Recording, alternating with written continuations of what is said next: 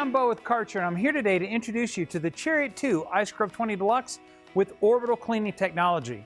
In this video, we're going to take a look at how to operate and maintain the Chariot 2 iScrub 20 Deluxe Orb. You'll first unplug it from the wall and store the cord. Fill the machine with solution and detergent. Check and replace the pad or brush if needed.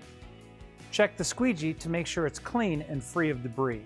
When it's time to transport your Chariot to the job site, you'll need to first step on the operator presence switch on the back of the platform. Turn the key on, select the transport mode that you want to use, select the direction, either forward or reverse on the direction switch, and then depress the foot pedal. Once you've reached the job site, select the cleaning mode you want to use. When you're finished using your Chariot 2 iScrub 20 Deluxe Orb, it's time to get it ready for cleaning and storage. The first thing we're going to do is empty and rinse the recovery tank.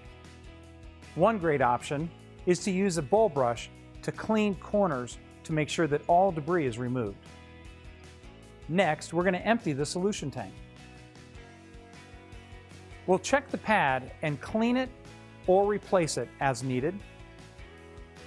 And we'll be sure to clean and rinse the squeegees so they're free of debris.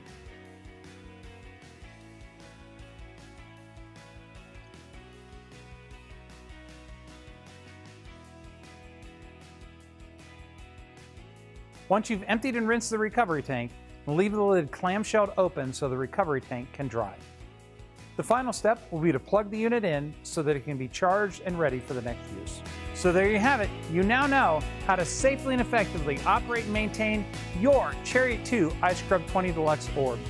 Until next time, keep it clean.